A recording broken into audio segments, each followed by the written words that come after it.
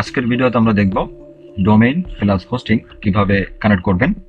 এমন যদি হয় যে আপনি হোস্টিং কিনেছেন, আপনার হোস্টিংয়ার থেকে ডোমেইন কিনেছেন, নেমসিপ থেকে বা অন্য কোনো ওয়েবসাইট থেকে আপনি কিনেছেন, সেক্ষেত্রে কিন্তু আপনার ডোমেইন হোস্টিং কানেক্ট করতে হবে। আবার এমন হতে পারে যে আপনার অলরেডি ডোমেইন হোস্টিং কেনা আছে, আপনি নতুন একটি ডোমেইন কিনেছেন, সেই হোস্টিংয়ে কানেক্ট করতে চাচ্ছেন, সেক্ষেত্রে কিন্তু আপনাকে নেম সার্ভার চেঞ্জ করে ডোমেইন হোস্টিং কানেক্ট করতে হবে। তো ডোমেইন হোস্টিং কিভাবে কানেক্ট করবেন সেটাই আজকের ভিডিওতে A to Z দেখিয়ে দিব। ভিডিওটি না টেনে শেষ পর্যন্ত কন্টিনিউ করবেন। চ্যানেলে নতুন দর্শক হয়ে থাকলে চ্যানেলটিকে সাবস্ক্রাইব করে পাশে থাকা বেল আইকনটি অন করে দিবেন। ফেসবুক থেকে দেখে থাকলে ফলো করতে পারেন। চলুন কথা না বাড়িয়ে ভিডিওটা শুরু করি। ডোমেইন হোস্টিং কানেক্ট করার জন্য সর্বপ্রথম আমাদের যে সার্ভার থেকে বা যে ওয়েবসাইট থেকে আমরা ডোমেইন হোস্টিং কিনেছি সেখানে লগ ইন করে নিতে হবে। তো এখানে আমি আজকে আমার নেমচিপে একটা ডোমেইন এখানে আছে, এই নেমচিপের যে ডোমেইনটা আছে এই ডোমেইনটা আমি এই ইন্টেল ওয়েব হোস্টে একটা হোস্টিংয়ে কানেক্ট করব। ঠিক আছে, আমার কিন্তু নেমচিপে হোস্টিং কেনা নাই, নেমচিপে কোনো হোস্টিং আমার কেনা নাই, ডোমেইনটা এখানে কেনা আছে। তো এই ডোমেইনটা আমার হোস্টিং এ কানেক্ট করতে হবে। আমার হোস্টিং কেনা রয়েছে আমার ইন্টেল ওয়েব হোস্ট থেকে। ঠিক আছে, তো আমি এই ডোমেইনটাকে ইন্টেল ওয়েব হোস্ট সার্ভারে আমি কানেক্ট করব নেম সার্ভার চেঞ্জ করে। তো কিভাবে এটা করব, তার জন্য এখানে আমরা আপনি যে সার্ভার থেকে ডোমেইন কিনবেন সেটা যে কোনো সার্ভার হতে পারে। আমি নেমচিপে আসি, তো নেমচিপে আসার পরে আমার ডোমেইন লিস্টে আমি যাব। তো ডোমেইন লিস্ট আসার পরে এখানে আমার ডোমেইনগুলো দেখতে পাবো। তো এখান থেকে আমি যে ডোমেইনটার নেম সার্ভার চেঞ্জ করব সেই ডোমেইনটা সিলেক্ট করব। তো এখান থেকে আমার এইখানে যে ডোমেইনটা আছে এই যে victorweb.com, তো এটার এখানে যে আমি ম্যানেজে ক্লিক করতে হবে। আপনি যেখান থেকে ডোমেইন হোস্টিং কিনেছেন সেখানে যাবেন, যাওয়ার পরে আপনার ডোমেইন যেখানে আছে ডোমেইনের ওইখানে যাবেন, যাওয়ার পরে এখানে দেখবেন ডোমেইনের পাশে আপনি ম্যানেজ দেখতে পাবেন। এক এক ওয়েবসাইটে এক এক রকম ইন্টারফেস হতে পারে, তবে আপনার কাজগুলো সেমভাবে করা যাবে। জাস্ট আপনার ডোমেইনে যাবেন, ডোমেইনে যাওয়ার পরে এখানে ম্যানেজে ক্লিক করবেন। ম্যানেজে ক্লিক করার পরে আপনি নেম সার্ভার চেঞ্জ করার অপশন কিন্তু পেয়ে যাবেন। ঠিক আছে, তো এখানে দেখেন নেম চিপে যেভাবে আছে নেম চিপে নেম সার্ভার অপশন চেঞ্জ করার জন্য আপনার ডোমেইনের ম্যানেজ আসার পরে এখান থেকে নিচের দিকে স্ক্রল ডাউন করতে হবে। করার পরে এখানে এই যে নেম সার্ভার যে অপশনটা আছে দেখেন, এখানে কাস্টম ডিএনএস কিন্তু সিলেক্ট করা আছে এখানে। এখানে আপনার এমন থাকতে পারে নেমসিপ বেসিক ডিএনএস থাকতে পারে, বা নেমসিপ থেকে হোস্টিং থাকলে হোস্ট নেমসিপ হোস্টিং ডিএনএস থাকতে পারে। তো যেহেতু আমাদের আলাদা হোস্টিং সার্ভার অন্য একটা ওয়েবসাইটে আমরা কানেক্ট করবো, তার জন্য এখানে কাস্টম ডিএনএস এখানে ক্লিক করব। ক্লিক করার পরে এখানে যে ডিফল্ট যে আপনার নেম সার্ভারগুলো থাকবে এখানে এই দেখতে পাচ্ছেন, এটা কেটে দিবেন। এভাবে করে আপনার এভাবে কেটে দিবেন, অথবা এখানে না থাকলে এরকমই থাকবে, থাকলে কেটে দিবেন। তো এখানে নেম সার্ভার 1 নেম সার্ভার 2 এখানে আমাদের হোস্টিং এর নেম সার্ভারগুলো অ্যাড করতে হবে। তার জন্য আমরা চলে যাব আমাদের হোস্টিং যেখান থেকে নেওয়া। তো হোস্টিং নেওয়া হচ্ছে আমাদের ইন্টেল ওয়েব হোস্ট থেকে, এখানে লগ ইন করে নিয়েছি এবং আমার হোস্টিং এ আমি যাচ্ছি। তো এখানে আমার একটা সার্ভিস, এই সার্ভিসে ক্লিক করব। তো সার্ভিসে ক্লিক করার পর এখানে আমার হোস্টিং প্যাকেজটি নেওয়া আছে, দেখেন এই প্যাকেজটা আমার নেওয়া আছে। তো এই প্যাকেজে আমি আমার এই যে ডোমেইনটা আছে ডোমেইনটা এই প্যাকেজে আমি কানেক্ট করব, আমার এই হোস্টিং এ কানেক্ট করব। তার জন্য আমি এখানে এই দেখেন হোস্টিং এর এখানে আসার পরে আপনি থ্রি ডটে ক্লিক করবেন, ভিউ ডিটেলসে ক্লিক করবেন। অথবা এখান থেকে আরেকটা বিষয়, আপনার হোস্টিং প্যানেলে না আসলেও হবে।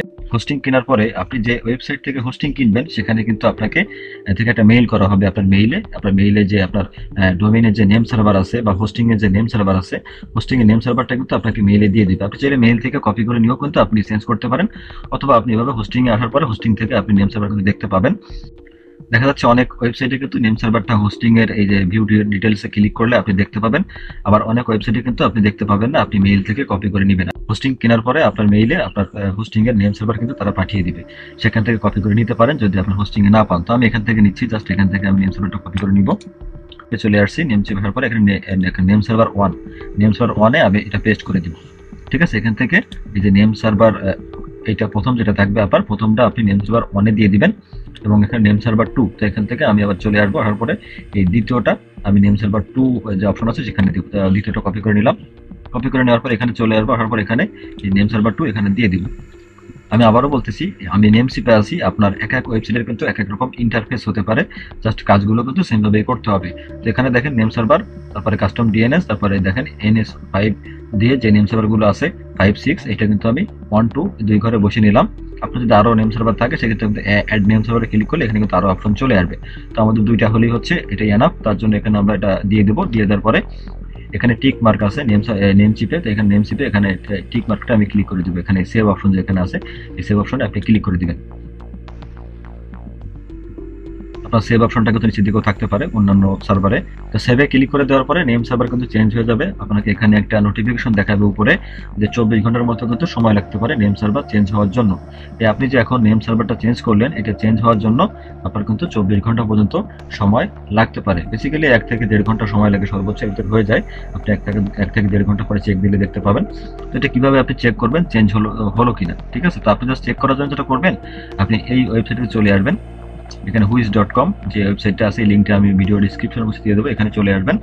আসার পরে আপনার যে ডোমেইনটা আছে সেই ডোমেইনটা লিখে এখানে সার্চ করবেন। তো আমরা এই ডোমেইনের কিন্তু আমরা নেম সার্ভার চেঞ্জ করলাম victorweb.com। তো এটা কপি করে নিচ্ছি এখান থেকে।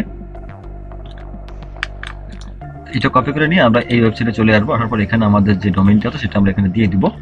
দিয়ে দেওয়ার পরে আমরা এখানে সার্চে ক্লিক করব।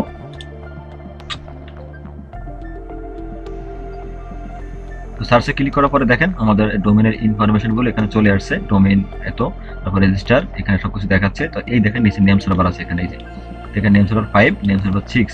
দেখেন আমাদের নেম সার্ভার কিন্তু অটোমেটিক চেঞ্জ হয়ে গেছে, অলরেডি চেঞ্জ হয়ে গেছে। দেখেন এখানে আপডেট 1 সেকেন্ড আগে, ঠিক আছে? তো মানে 1 সেকেন্ড আগে আমাদের এই নেম সার্ভার কিন্তু চেঞ্জ হয়ে গেছে। তো এখানে আপনার দেখেন আমার কিন্তু সাথে সাথে চেঞ্জ হয়ে গেল। অনেক সময় সাথে সাথে হয়, অনেক সময় কিন্তু হয় না, সময় নাই। তো আপনি এখানে এসে চেক করবেন এবং এখান থেকে যে আপডেট এখানে ক্লিক করলে দেখতে পাবেন যে এখানে কিন্তু চেঞ্জ হয়ে যাবে, ঠিক আছে? এভাবে করে আপনারা ডোমেইন হোস্টিং এর নেম সার্ভার চেঞ্জ করে ডোমেইন হোস্টিং কানেক্ট করে নিতে পারেন। তারপর আরেকটা বিষয় হচ্ছে, ধরেন আপনার একই ওয়েবসাইট থেকে আপনার ডোমেইন হোস্টিং অলরেডি নেওয়া আছে, এখন আপনি চাচ্ছেন এখানে আরেকটা নতুন ডোমেইন নেবেন, আপনি সেই ডোমেইনে আপনি এই সেম হোস্টিংটা ব্যবহার করতে চাচ্ছেন, তাই না? মানে একই হোস্টিং এ আপনি 2-3টা ওয়েবসাইট কিন্তু চালাতে পারবেন, তারও বেশিও আপনি পারবেন। আপনার হোস্টিং প্যাকেজ যেমন নেওয়া থাকবে সেমন ভাবে আপনি ইউজ করতে পারবেন। তারপর সেটা করার জন্য সেটা সেম ভাবে করবেন। ধরেন আপনি এই ইন্টেল ওয়েব হোস্টের ডোমেইন হোস্টিং এর কানেক্ট করবেন, তার জন্য দেখেন এখানে আমাদের যদি দেখি এখানে আমার এই যে WP ক্রিয়েটর আইটি যে ডোমেইনটা আছে, এই ডোমেইনে কিন্তু আমার হোস্টিংটা সিলেক্ট করা আছে বা আমার অটোমেটিক ভাবে এটা কিন্তু কানেক্ট করা আছে। এখন আমার দ্বিতীয় যে ডোমেইন, দেখেন এখানে কিন্তু আরেকটা ডোমেইন আছে। তো এই ডোমেইনটা যদি আমি কানেক্ট করতে চাই, এই সেম হোস্টিংটা ব্যবহার করতে চাই, সেক্ষেত্রে কিন্তু এভাবেই আপনি ডোমেইনে আসবেন। আসার পর এখানে যাবেন, যাওয়ার পর এখানে দেখেন ম্যানেজ নেম সার্ভার, এভাবে ক্লিক করবেন। ক্লিক করার পরে আপনার হোস্টিং এর যে নেম সার্ভার, সেই নেম সার্ভার এভাবে করে এখানে বসিয়ে দিয়ে নিচে সেভে ক্লিক করলে আপনার এই ডোমেইনটাও কিন্তু আপনার এই হোস্টিং এ কানেক্ট হয়ে যাবে, ঠিক আছে? তো এইভাবে করে আপনারা ডোমেইন হোস্টিং কানেক্ট করবেন, নেম সার্ভার চেঞ্জ। আরেকটা বিষয় আপনাদেরকে আমি দেখিয়ে দিই, এটা আপনাদের প্রয়োজন হবে আপনারা যারা নতুন আছেন। দেখা যাচ্ছে আমি এই নেম শিপে আমার ডোমেইন কেনা, আমি কিন্তু এই যে ইন্টেল ওয়েব হোস্টে যে হোস্টিংটা নেওয়া এখানে আমি কানেক্ট করলাম, তাই না? এখন কিন্তু এখানে কিন্তু আমার ডোমেইনটা কিন্তু নাই, ডোমেইনটা কিন্তু এখানে নাই, জাস্ট আমার ডোমেইনটা কিন্তু এখানে আমি হোস্টিং এ কানেক্ট করছি হলো intelwebhost.com। এখানে কিন্তু আমার ডোমেইনটা অ্যাড করতে হবে। তো ডোমেইন অ্যাড করার জন্য যেটা করতে হবে, আপনাকে আপনার সি প্যানেলে লগইন করতে হবে। আপনি যে হোস্টিং কিনেছেন, হোস্টিং ইনফরমেশন দিয়ে সি প্যানেলে লগইন করবেন। তো এখান থেকে আমি আমার সি প্যানেলে লগইন করতেছি, এখান থেকে আমি পারবো লগইন করার জন্য। তো এখানে যাওয়ার পর এখান থেকে আমার এই হোস্টিং এ যাব, ভিউ ডিটেইলসে ক্লিক করব। তারপর এখান থেকে লগইন অপশনে ক্লিক করলে আমার সি প্যানেলে লগইন হয়ে যাবে, অথবা আপনার সি প্যানেলের যে ইনফরমেশন আছে সেটা দিয়ে লগইন করতে পারেন। তো সি প্যানেলে আসার পর এখান থেকে আপনি নিচের দিকে স্ক্রল ডাউন করবেন। এখানে আসার পরে দেখতে পাবেন এখানে ডোমেইন নামে অপশন আছে, এই যে ডোমেইন, এই ডোমেইন যে সেকশন আছে এখানে ডোমেইনস যে অপশন আছে এখানে ক্লিক করবেন। ক্লিক করার পরে এখানে আমার ডোমেইনটা এখন অ্যাড করতে হবে। দেখেন এখানে কিন্তু অনেকগুলো ডোমেইন অ্যাড করা আছে। তো এখানে আমার ডোমেইনটা অ্যাড করব। অ্যাড করার জন্য এখানে ক্রিয়েট এ নিউ ডোমেইন, এখানে ক্লিক করতে হবে।